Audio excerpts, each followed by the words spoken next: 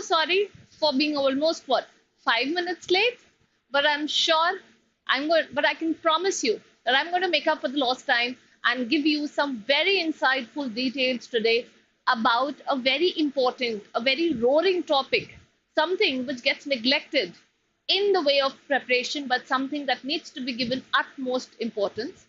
Like I said, I will make up for it, but first things first, we need to know whether I am audible or not. So if you could just give me a confirmation in the chat box as to whether I am audible. If that's a heads up, we will begin with no further delay. So I'm just going to go check in the chat box, come back, and with that, we shall start. So if you're feeling generous enough and if you feel that my audio and my video is absolutely clear, please make a mention in the chat box.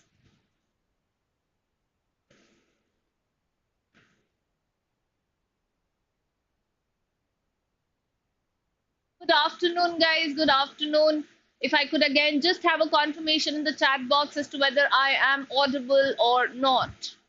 So anybody who could just give me a heads up, a thumbs up, anything in the chat box, and that's going to be fantastic, because what is the whole point of me just going on and on saying something when you can't even hear what I'm saying? So please just give me a heads up and we shall begin.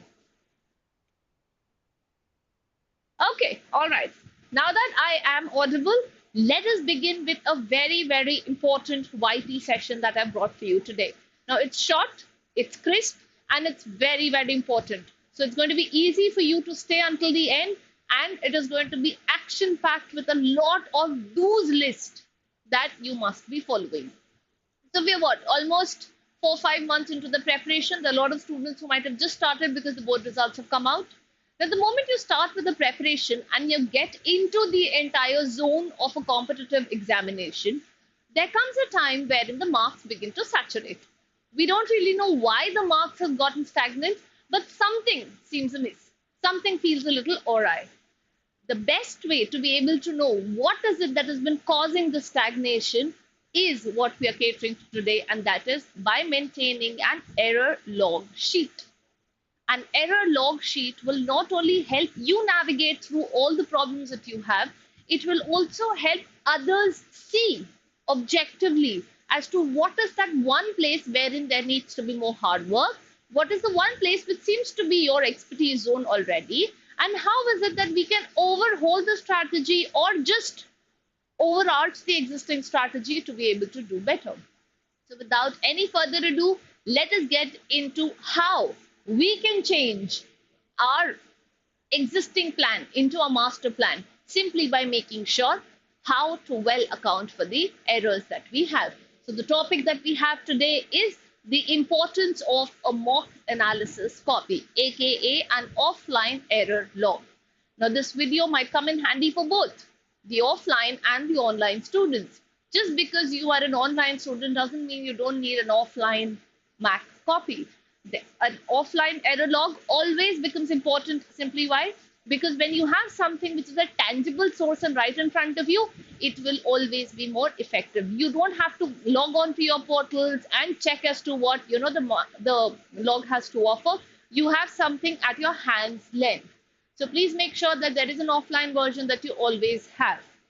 And with that, let us begin. So what we're going to be catering to today is how and why must we maintain an error log, that is a mock analysis copy. Now, first things first, we need to understand the importance of it. So if we don't understand the intent of what we're doing, I think it's a futile activity. We will be like an aimless missile all over the place. So let us understand, why do we need? Clearly, it is a non-negotiable. The reason why it is a non-negotiable is because your practice or all of your effort after a certain point of time will look blurred if you don't have the right direction.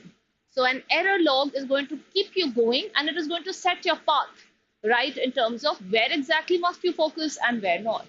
So the first thing, every single mark matters. Now in a competitive environment like CLAT, where the examination is so cutthroat that even 0.25 can actually make difference in terms of a lot of colleges, we know a 1 mark can do wonders for us. So we have to understand the importance that every mark matters, and every single lost mark is actually a learning opportunity. And to be able to get better, you have to know that every mark that you've lost could have actually been in your kitty. How? That is something we might want to track down. And error log is where the mistakes become your mentors. When you see a repetitive pattern, you understand that this has been something that's been eating up, it's been consuming your marks. This is what has, gotten you down the dumps. So these can actually be some very unsaid mentors who can tell you that, oh, this is a question stem that seems to be going wrong. This is where I need to be working on. Now, here is why we need one. It's not just about marking right or wrong, it's about knowing why you went wrong. So, a lot of times, what we do is we just have an overview of a right or a wrong question. That is not learning. You will always learn the moment you understand why did you go wrong in it. Was it a perspective issue? Was it a reading issue? Was it a time issue? What is a confidence issue? What is a conceptual issue? Whatever it was.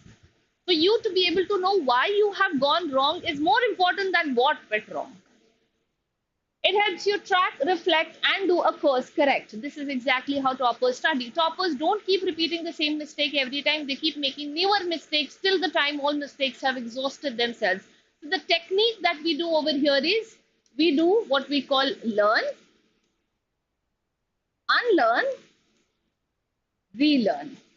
So this is the loop that we always follow. So we learn something, we try to implement. The moment we understand the implementation is going wrong, we have to, of course, unlearn that. And then with the mock analysis, we relearn as to what the correct approach of it is likely to be. It helps in unlearning the old habits and relearning of effective strategies, something that we just spoke about.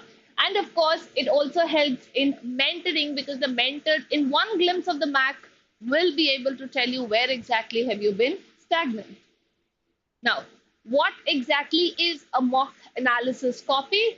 So your mock analysis copy by now should have become your CLAT Bible. It is the ultimate guide to how your preparation is going to be. It's going to be the very highlight. It's going to be the blueprint of what your preparation is all about. After every mock, all what you have to do is fill in your Mac offline. It has to be handwritten. It has to be deliberate, it has to be slow, and it has to be very, very reflective. So when you do a question wrong, sometimes you can be a little mean to yourself. Sometimes you can be very encouraging to yourself. You can be like, okay, was I really that stupid to mark this as an answer? Why did I not read? So sometimes, doing this talk to yourself, an introspective talk helps wonders. It is where your scores turn into strategies. It is only when you pen them down, jot them down, make sure you revise those mistakes and then not do it again is where you will learn better. Where silly mistakes stop being silly and become solved. So many times we simply don't understand, oh, it's a tone question. Why is it going wrong? It's only when you understand that there's been a recurring pattern. My tone gets wrong because I don't know the meaning. Or maybe I'm not able to capture the main idea. So a lot of times, a proper analysis of the kind of question stem will help you debunk what exactly seems to be the issue. And where every mock becomes a stepping stone to 100 plus. We know for a fact, and this goes without saying, a national is only possible if we have a triple digit score. And a triple digit score can only be achieved if you have a consistent error log to yourself. Now, what exactly should your Mac look like? So I've just given you a drop down of the categories that are going to be required. Now you all have an eMac to yourself, the online ones. The offline ones have a solid Mac copy to themselves. But if you wish to maintain or if you want to extend the drop downs of a Mac, I have a few more inputs that you can add to be able to customize and personalize your preparation. First, of course, will have to be the section. That is, which section have you mentioned? You'll have to begin with, of course, the mock number. Right? Which mock are we talking about? We're going to write down which section is it. It's very important that you identify which sequence of attempt was it. Was it the first, the second, the third, the fourth, the fifth? A lot of times, we're not conceptually flawed. We're just flawed in terms of how we're approaching the section altogether. The sequence becomes important. You have to make an attempt, make a note of how many questions have you attempted in the section. How many were right, how many were wrong. Now, we've established this previously. A wrong might just look like 0.25. But you have to understand a 0.25 is deducted from your actual score. It is not something that is just a 0.25. So in actuality, it is 1.25, which is huge. The time taken to be able to solve, the negative marking that you have accumulated in that section, the kind of attempt that you gave to the question. Were you sure of what the answer was? Were you unsure, or were you just doing a guesswork? So a lot of times we leave things to God. We just see how destiny is going to shine upon us. The corrective course of action. So what are you going to do about it? Are you going to go back to the fundamentals? Are you going to solve more questions? How exactly is your attempt going to be? The type of mistake that you have made, and of course the difficulty level. Do you think that the RC was very difficult? Was it easy? Was the concept very difficult to understand? Was the reading too long? Something. These are the kinds. Of course, you can always customize. You can add more tabular formats to themselves, but these are a must. With this, it will give you a proper recce of where exactly are you stuck. Is it a time problem? Is it a pressure problem? Is it a conceptual problem? Is it a sequence problem? Is it a time problem? Is it a fatigue problem, etc.? So all of these can be troubleshooted by just this one error log that we have. Also, please do not forget, you have to mention in your MAC copies as to a date of revision. When will you revise the MAC again? That is the mock mistakes that you've made. Add a column to the log as to the revised mistakes. So make a column again and revisit your mistakes. Just by mentioning it doesn't solve the case. You have to make sure that you keep revising it and be consciously not making those mistakes every time. This ensures you're not just writing, you are actually revisiting it every time. Now, how the mentors can also use your MAC. Now, when we see the MACs, what we can quite clearly find out are, of course, the patterns of your error. Sometimes it's not visible to you, but a third person perspective just gives a very neutral, a very unbiased, and a very objective review of what is right and what is wrong. Suggest topic level revisions or new techniques. So do we have to implement newer techniques, or is your technique on point? It's just that little bit of grooming is what is required. Helps you with the time management tweaks. So this is also something that can be helped with. We can track your progress in weak areas and test if you've actually improved. So was it just a fluke? Was it just a chance? Or was it something that you've really put in the perseverance in and been able to do it? Okay. Also, what we offer for you guys is something which not a lot of people know, but it's one of the most advantageous document that has been supplied to you. It is called the RAS, which is the result analysis sheet. So I have a lot of students, who come to me asking, Mom, I've done a good job, but I don't know why my score is just 60. Now, you might have done a very good job, but what is also very important for you to know is what was the LOD of the mock. Now, if I know that the LOD of the mock was difficult and that whoever must have topped the examination or the test would not be able to score any more than 70, how are you bad at 60? Versus if it was an easy mock and that the topper scored around 110, is 60 really a good score? So a lot of times it's not really you. It is the paper that is in front of you that also needs to be evaluated. So just as a MAC is your corrective course of action, a RAS is one of the ways in which you can get the blueprint off the paper. You can understand what were the questions which are difficult, because like I say, intelligence goes both ways. It's important for you to know what to attempt. It's equally important for you to know what to leave. So which were the difficult questions? Which were the easy questions?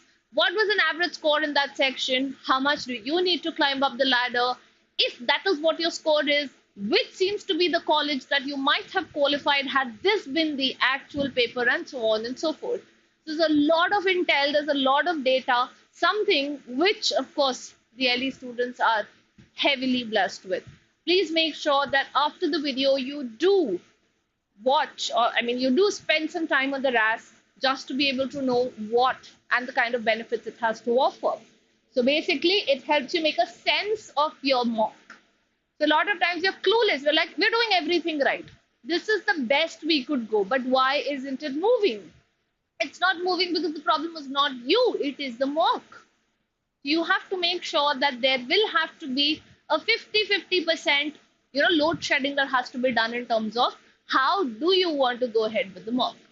Now, it shows, of course, the LOD, which we just discussed, the expected top score if this were an actual CLAT paper, your percentile and the national standing. So here is where you will also get all the people who attempted the same mock and what has been the topper score.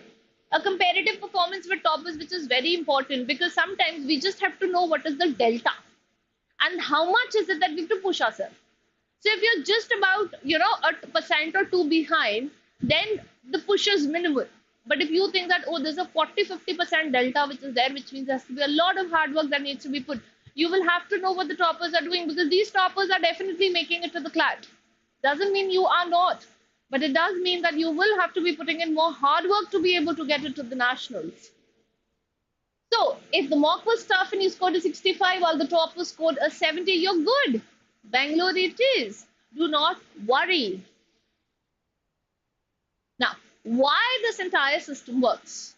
So a combination of a Mac copy and an RS, which is the result analysis sheet, is the ultimate combo that you require to be able to set your score in the right direction. So with the two, you're not just blindly taking the mocks, you are actually studying yourself. You are looking inward, you're actually finding out where exactly are you going wrong.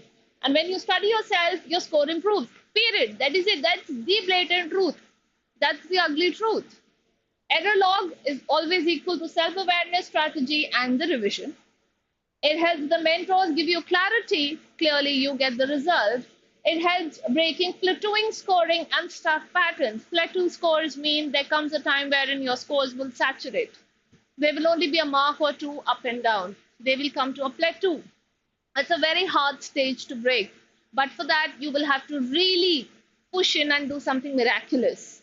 It's where the growth lives from 60 to 85 to 100, something that we desperately require. So at the end, I'd like to sum it up by saying Mac isn't just a notebook, guys. It's your personal playbook to crack the examination. It's the very yardstick for CLAT. Track smart, analyze hard, and please revise consistently. Be very sincere when you fill in the details. These details are for your consumption, not anybody else's. A simple offline log can uncover the patterns that the mocks are playing with you. So you can just debunk and get your score to what you desire. Use the Mac plus the RAS to decode every mock, and of course, like we always say, you will be, of course, unstoppable. You're going to be unbeatable for the day. I hope with that I have been able to emphasize on the importance of the Mac and the RAS. This is something which is a requirement, just as you're practicing of the sectionals, you're doing the mock, your reading is a paramount, is important, it's mandatory. Likewise, so is the Mac. If you're not doing that, like I used initially the terminology, you are nothing but a nameless missile. So please make sure you're focused, right in the game, and that you have a copy to yourself. It could be an online, it could be an offline, whichever it feels comfortable for you, but it should be handy.